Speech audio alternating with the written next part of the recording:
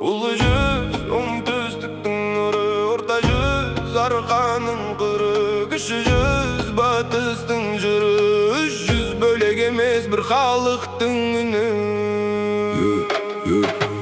Жүздеген үш тармақ бір бәйтерек тамырынан, бір жетісу, бір арқа, бір шыққан жайық қырынан. Ұлы жүзде күннің табы, таудың демі көне із бар. Орта жүзде кең дала бар, сарыарқаның серпіні бар. Ал кіші жүз, желі қатты Каспий жақтан соққан үн, батыс жақтың қарашаңы, қайсарлыққа толған күн. Бұл жай ғана ру емес, бұл тарихтың тірханы, ата баба аманаты, намыс мінез өр намысы.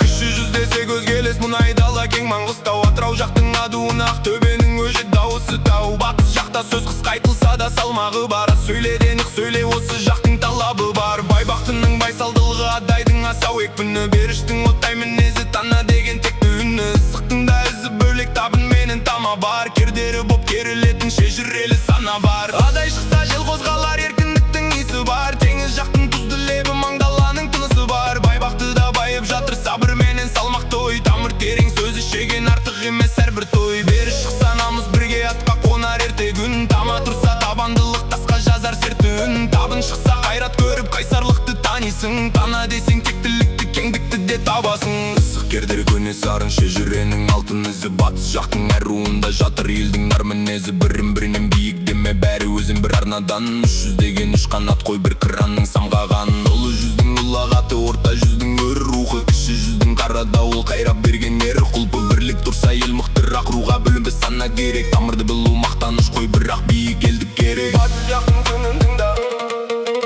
батыс жақтың күнін тыңда, батыс жақтың күнін тыңда, батыс жақтың күнін тыңда. Домбырамен же сөйлейді, жайық жақтан жеткен сарын күн жүрекке дем береді. Маңғыстаудың тасы үнсіз, бірақ тарих қатты жыр. Атыраудың қара желі намысымды қайта қыр, Ақтөбенің ақталасы өжет ұлды баптаған. Орал жақтың өрмін